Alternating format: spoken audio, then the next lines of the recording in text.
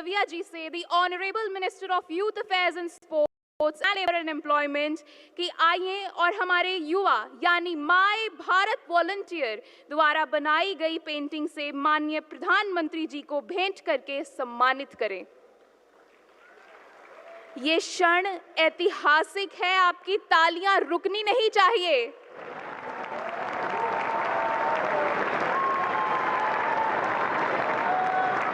यह पेंटिंग हमारे युवा द्वारा इसी कार्यक्रम में, इसी ऐतिहासिक भारत मंडपम में बनाई गई है। हम माननीय प्रधानमंत्री जी को एक स्ट्रिंजा आर्ट पेंटिंग से भी भेंट करना चाहते हैं, जो कि बनाई गई है माय भारत वॉलंटियर के द्वारा। तालियों की गड़गड़ाहट से स्वागत करें। आपकी तालियां सभागार से पूरे भारत वर्ष तक गूंजनी चाहिए।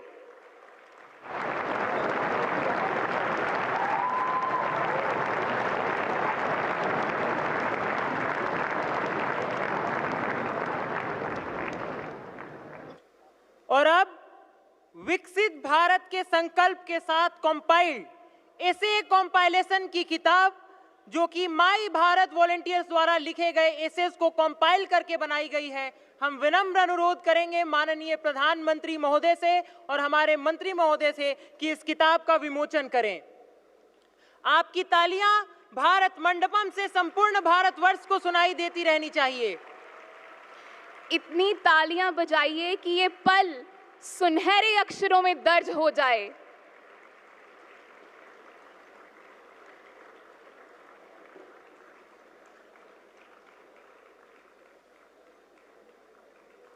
कहते हैं पसीनों की स्याही से जो लिखते हैं अपने इरादों को, उनके मुकद्दर के सफेद पन्ने कभी कोरे नहीं रहते।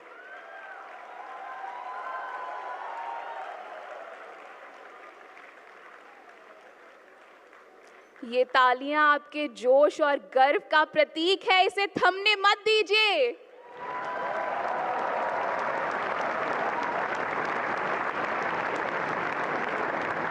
कहते हैं यह पूरा ब्रह्मांड एक बिग बैंग से शुरू हुआ था। सिर्फ एक कण था, एक छोटा सा कण, जिसने अपने सामर्थ्य से पूरे ब्रह्मांड का निर्माण किया। माननीय प्रधानमंत्री जी, आप हमारे लिए वह कण हैं जो शून्य से अनंत तक ले जाने की ताकत रखता है। आज आपकी वाणी केवल एक भाषण नहीं होगा, एक नया बिग बैंग होगा, एक नई ऊर्जा का विस्फोट होगा।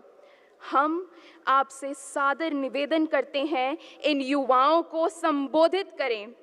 तालियों की गड़गड़ाहट से स्वागत करें भारत के माननीय लोकप्रिय प्रधानमंत्री श्री नरेंद्र मोदी जी का।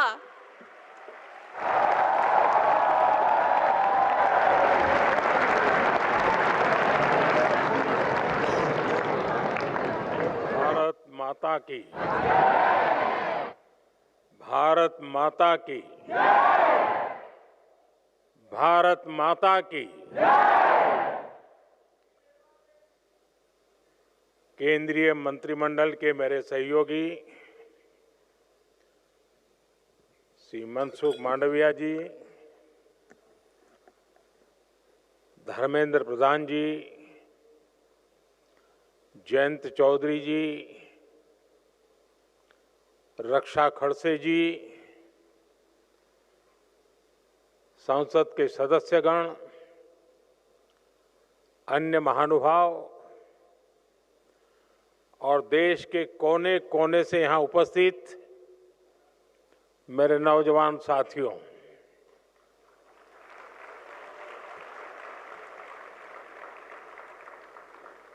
भारत की युवा शक्ति की ऊर्जा से आज ये भारत मंडपम भी ऊर्जा से भर गया है, ऊर्जावान हो गया है।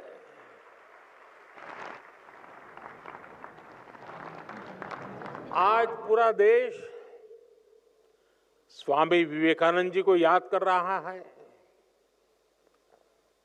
स्वामी जी को प्रणाम कर रहा है। स्वामी विवेकानंद को देश के नौजवानों पर बहुत भरोसा था। स्वामी जी कहते थे, मेरा विश्वास युवा पीढ़ी में है, नई पीढ़ी में है।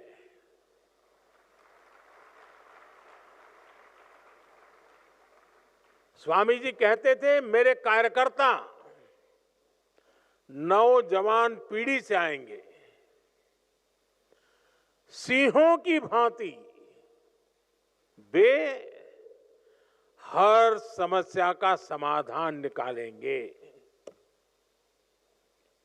और जैसे विवेकानंद जी का आप पर भरोसा था, मेरा विवेकानंद जी पर भरोसा है।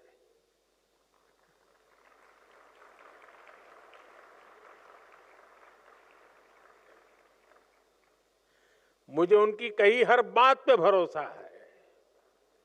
उन्होंने भारत के नौजवानों के लिए जो सोचा है, जो कहा है, मेरा उसमें अंधविश्वास है।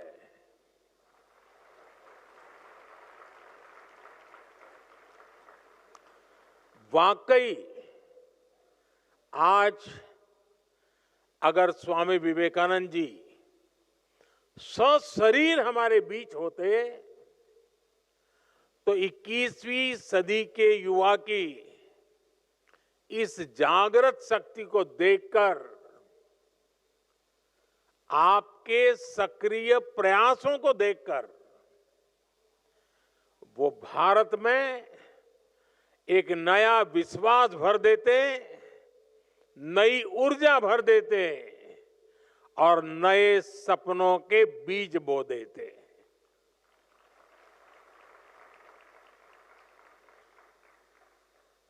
साथियों, आप लोग ये भारत मंडपम में है।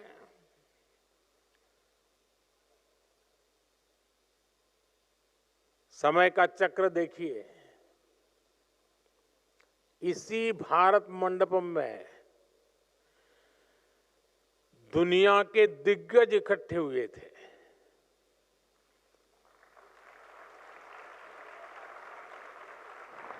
और वे दुनिया का भविष्य क्या हो उस पर चर्चा कर रहे थे। ये मेरा सौभाग्य है, उसी भारत मंडपम में मेरे देश के नौजवान भारत के अगले 25 साल कैसे होंगे, इसका रोडमैप बना रहे हैं।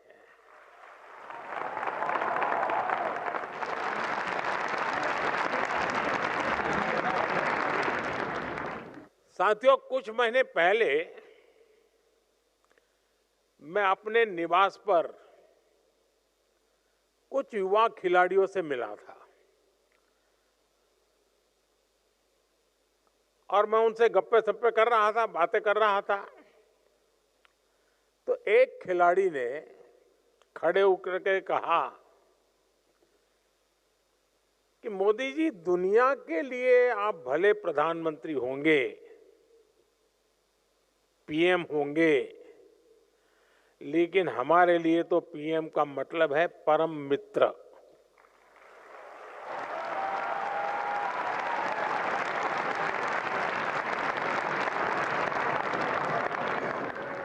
साथियों, मेरे लिए, मेरे देश के नौजवानों के साथ मित्रता का वो ही नाता है, वो ही रिश्ता है।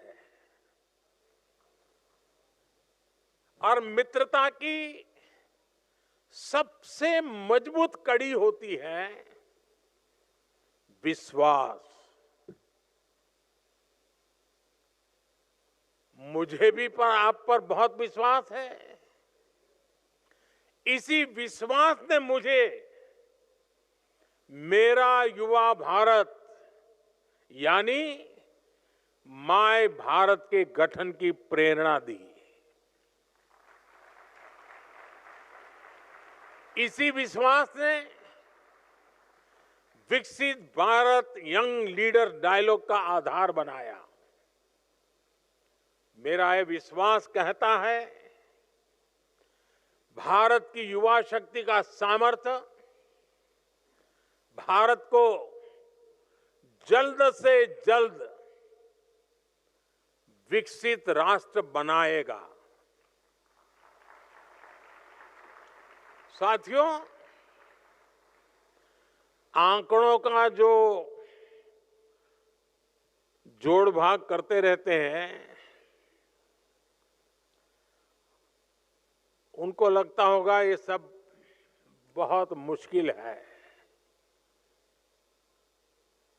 लेकिन मेरी आत्मा कहती है, आप सबके भरोसे से कहती है कि लक्ष्य बड़ा जरूर है, लेकिन असंभव नहीं है।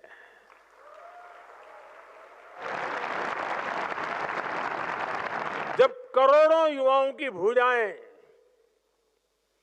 विकास रथ के पहिए को आगे बढ़ा रही है, तो हम जरूर लक्ष्य पर पहुंचकर रहेंगे। साथियों, कहते हैं इतिहास हमें भी सीख देता है, हमें प्रेरणा भी देता है। दुनिया में ऐसे अनेक उदाहरण हैं जब किसी देश ने, किसी समुदाय ने, समूह ने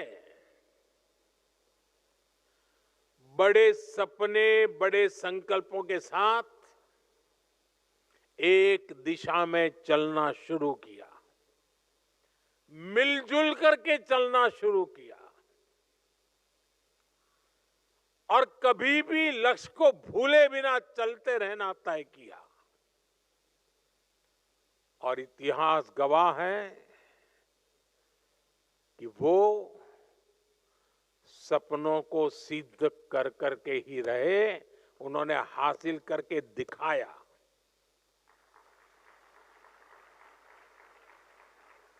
आप में से बहुत लोग जानते होंगे 1930 के दशक में, यानी करीब 100 साल पहले, अमेरिका भीषण आर्थिक संकट में फंस गया था। तब अमेरिका की जनता ने ठाना कि हमें इससे बाहर निकलना है और तेज गति से आगे बढ़ना है। उन्होंने न्यू डील, उसका रास्ता चुना और अमेरिका न सिर्फ उस संकट से निकला, बल्कि उसने विकास की रफ्तार को कई गुना तेज करके दिखाया।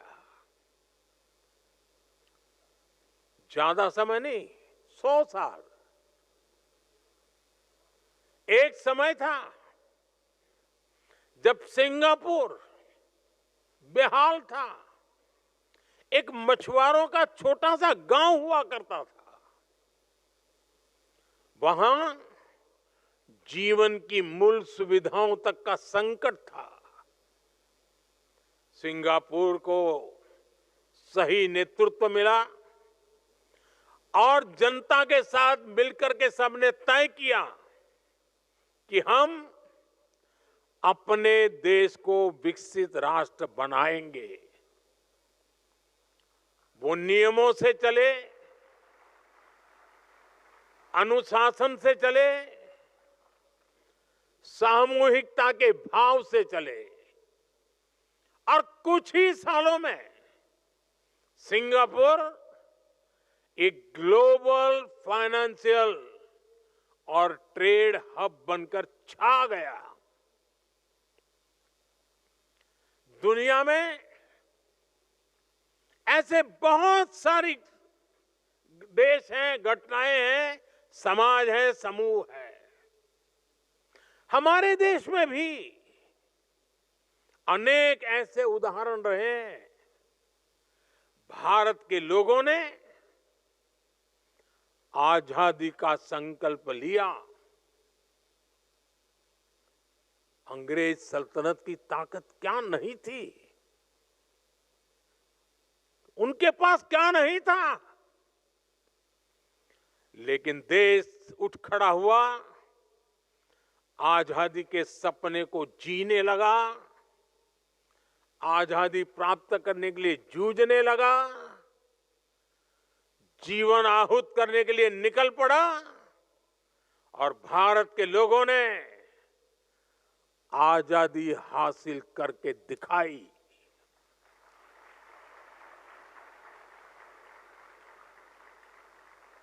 आजादी के बाद संकट से मुक्त करके दिखाया। जब आपका जन्म भी नहीं हुआ होगा तो PL 480 उस नाम से गेहूं आया करते थे और गेहूं पहुंचाना यही बड़ा काम हुआ करता था। हम उस संकट से निकल गए। बड़े सपने देखना, बड़े संकल्प लेना और उन्हें तय समय में पूरा करना असंभव नहीं है। किसी भी देश को आगे बढ़ने के लिए बड़े लक्ष्य तय करने ही होते हैं। जो ये सोच करके बैठे रहते हैं, अरे छोड़ो यार,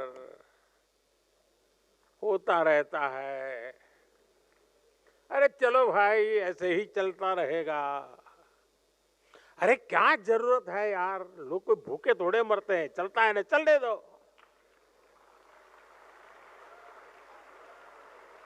अरे कुछ बदलने की क्या जरूरत है, काहे को सर खपाते हो यार।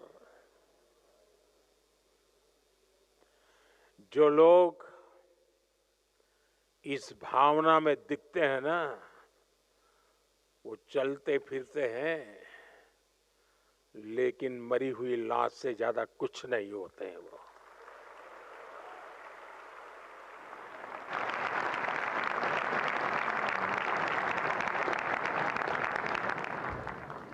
बिना लक्ष्य के जीवन नहीं हो सकता है। कभी कभी तो मुझे लगता है अगर जीवन की कोई जड़ी बूटी होती है तो लक्ष्य होता है, जो जीवन जीने की ताकत भी देता है।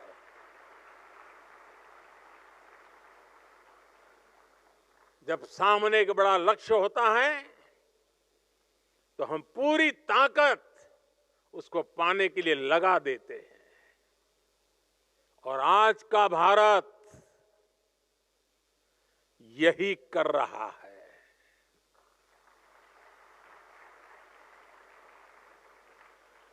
साथियों, बीते 10 वर्षों में भी हमने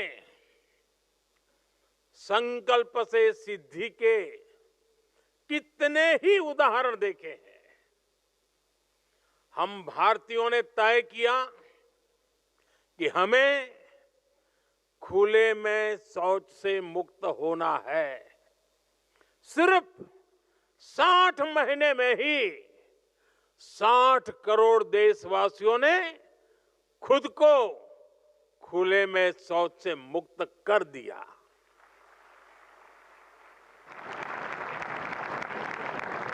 भारत ने हर परिवार को बैंक अकाउंट से जोड़ने का लक्ष्य रखा। आज भारत का करीब करीब हर परिवार बैंकिंग सेवा से जुड़ चुका है। भारत ने गरीब महिलाओं की रसोई को धुएं से मुक्त करने का संकल्प लिया। हमने 10 करोड़ से अधिक गैस कनेक्शन देकर इस संकल्प को भी सिद्ध किया। आज कितने ही सेक्टर्स में भारत अपने लक्ष्यों को तय समय से भी पहले हासिल करके दिखा रहा है। आपको कोरोना का समय याद होगा। दुनिया वैक्सीन के लिए परेशान थी।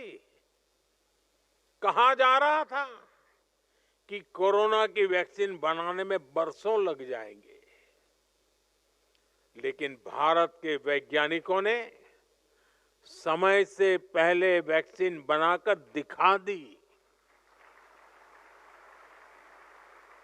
कुछ लोग कहते थे भारत में सबको कोरोना वैक्सीन लगने में पता नहीं 3 साल, 4 साल, 5 साल लग जाएंगे, लेकिन हमने दुनिया का सबसे बड़ा वैक्सीनेशन अभियान चलाया और रिकॉर्ड समय में सबको वैक्सीन लगाकर दिखा दिया। आज दुनिया भी भारत की ये गति देख रहा है। हमने ग्रीन एनर्जी को लेकर G20 में एक बड़ा कमिटमेंट किया था। भारत दुनिया का पहला ऐसा देश बना जिसने पेरिस कमिटमेंट को पूरा किया, और वो भी तय समय से कितने साल पहले? 9 साल पहले।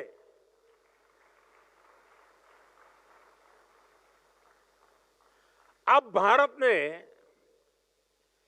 2030 तक पेट्रोल में 20% इथेनॉल ब्लेंडिंग का टारगेट रखा है।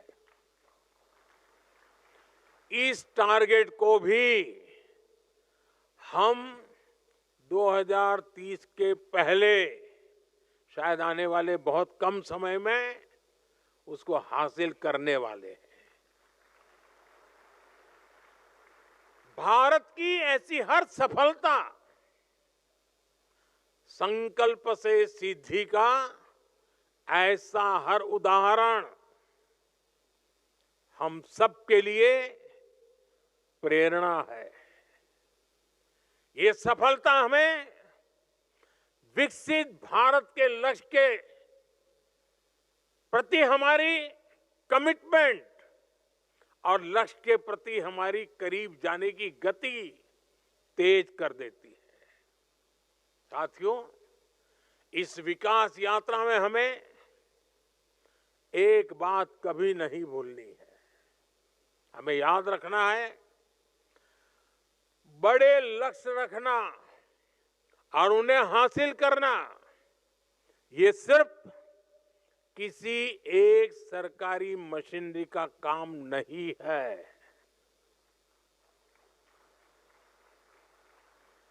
बड़े लक्ष्य की प्राप्ति के लिए राष्ट्र के हर नागरिक का जुटना बहुत जरूरी है, और इसके लिए हमें मंथन करना होता है, दिशा तय करनी होती है। और जैसा आज सुबह जब मैं आपके प्रेजेंटेशन देख रहा था, तो बीच बीच में जब बातें करते हुए मैंने एक बार बताया था कि जितने लाखों लोग इस पूरी प्रक्रिया में जुड़े हैं, मतलब विकसित भारत की ओनरशिप ये मोदी की नहीं, आपकी भी बन गई है।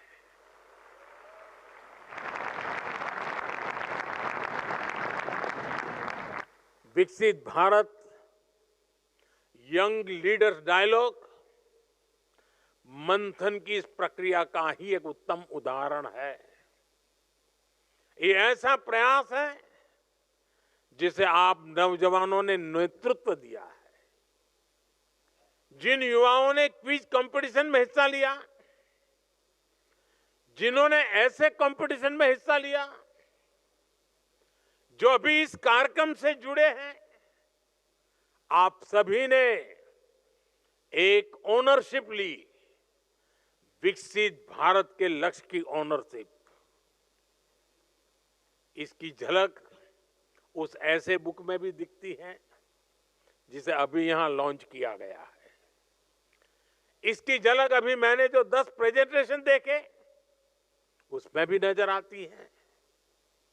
ये प्रेजेंटेशन वाकई अद्भुत है। मन गर्व से भर जाता है कि मेरा देश का नौजवान सोचने में कितना तेज गति से आगे जा रहा है। इससे पता चलता है कि देश के समक्ष मौजूद चुनौतियों को समझने का आपका दायरा कितना व्यापक है। आपके सॉल्यूशंस में ग्राउंड रियलिटी है, ग्राउंड एक्सपीरियंस है, आपकी हर बात में मिट्टी की महक है।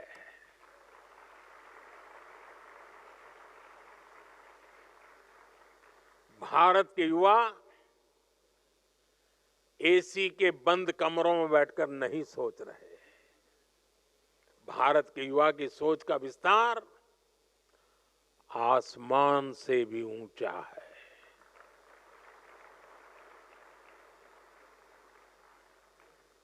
मैं कल रात को, आप में से कुछ लोगों ने जो मुझे वीडियो भेजे होंगे, ऐसे ही मैं देख रहा था। जिनके साथ आप सीधी चर्चा में शामिल हुए, उन अलग अलग एक्सपर्ट्स की आपके बारे में राय सुन रहा हूं। मंत्रियों से बातचीत में, पॉलिसी से जुड़े लोगों से बातचीत में, विकसित भारत के प्रति आपकी इच्छा शक्ति मैं उन चीजों में महसूस करता था। यंग लीडर डायलॉग की इस पूरी प्रक्रिया से मंथन के बाद जो सुझाव निकले, भारत के युवाओं के जो आइडियाज अब देश की नीतियों का हिस्सा बनेंगे, विकसित भारत को दिशा देंगे। मैं देश के युवाओं को इसके लिए बहुत बहुत बधाई देता हूं। साथियों, मैंने लाल किले से 1 लाख नए युवाओं को राजनीति में लाने की बात कही है। अपने सुझावों को लागू करने के लिए राजनीति भी बहुत शानदार माध्यम हो सकती है। मुझे विश्वास है आप में से ही अनेकों नौजवान राजनीति में भागीदारी के लिए भी आगे आएंगे। साथियों, आज आपसे बात करते हुए मैं विकसित भारत की एक भव्य तस्वीर भी देख रहा हूं। विकसित भारत में हम क्या देखना चाहते हैं, कैसा भारत देखना चाहते हैं? विकसित भारत यानी जो आर्थिक, सामरिक, सामाजिक और सांस्कृतिक रूप से सशक्त होगा, जहां इकोनॉमी भी बुलंद होगी और इकोलॉजी भी समृद्ध होगी,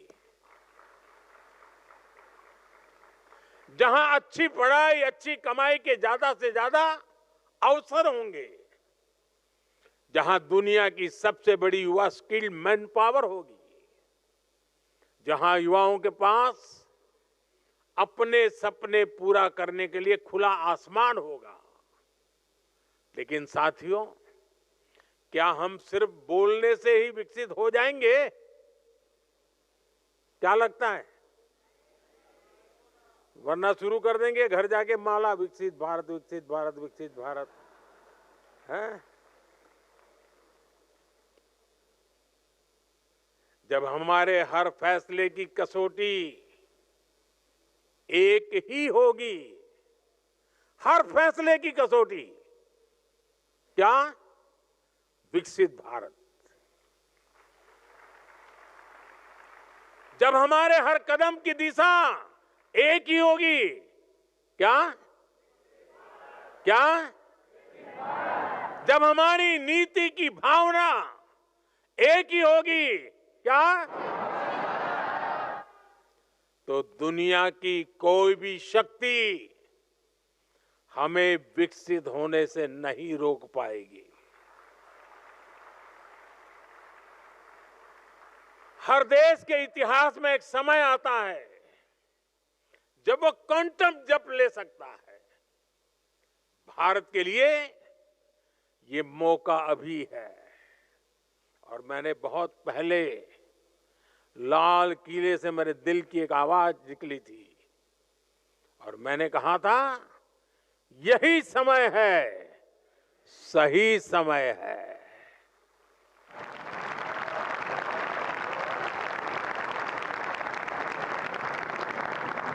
आज दुनिया के अनेक बड़े देशों में सीनियर सिटीजन्स की संख्या तेजी से बढ़ रही है और आने वाले अनेक दशकों तक भारत दुनिया का सबसे युवा देश रहने वाला है। बड़ी बड़ी एजेंसियां कह रही हैं कि भारत की जीडीपी में बड़ी बढ़ोतरी युवा शक्ति ही सुनिश्चित करेगा। इसी युवा शक्ति पर देश के महान मनीषियों ने इतना अगाध विश्वास किया है। महर्षि अरबिंदो ने कहा था, भविष्य का सामर्थ्य आज के नौजवानों के हाथों में है। गुरुदेव टैगोर ने कहा था, युवा शक्ति जरूर सपने देखे और उन्हें पूरा करने के लिए जीवन खपा दे। होमी जहांगीर भाभा कहते थे, युवाओं को नए नए प्रयोग करने चाहिए क्योंकि युवा हाथों से ही इनोवेशन होता है। आज आप देखिए, दुनिया की कितनी ही बड़ी कंपनियां उसको भारत के युवा ही चला रहे हैं। भारतीय युवाओं के सामर्थ्य की पूरी दुनिया मुरीद है। हमारे सामने 25 साल का गोल्डन पीरियड है, अमृत काल है और मैं पूरी तरह से आत्मविश्वास से भरा हूं। भारत की युवा शक्ति विकसित भारत का सपना जरूर साकार करेगी। सिर्फ 10 साल में आप युवाओं ने भारत को स्टार्टअप की दुनिया में टॉप 3 देशों में ला करके खड़ा कर दिया। 20 से 10 साल में आप युवाओं ने भारत को मैन्युफैक्चरिंग में इतना आगे पहुंचा दिया। सिर्फ 10 साल में आप युवाओं ने डिजिटल इंडिया का परचम पूरी दुनिया में लहरा दिया। सिर्फ 10 साल में आप युवाओं ने भारत को स्पोर्ट्स की दुनिया में कहां से कहां पहुंचा दिया। मेरे भारत का युवा जब हर असंभव को संभव कर रहा है तो विकसित भारत भी जरूर संभव कर दिखाएगा। साथियों, हमारी सरकार भी आज के युवाओं का सामर्थ्य बढ़ाने के लिए पूरी शक्ति से जुटी है। आज भारत में हर सप्ताह एक नई यूनिवर्सिटी बन रही है।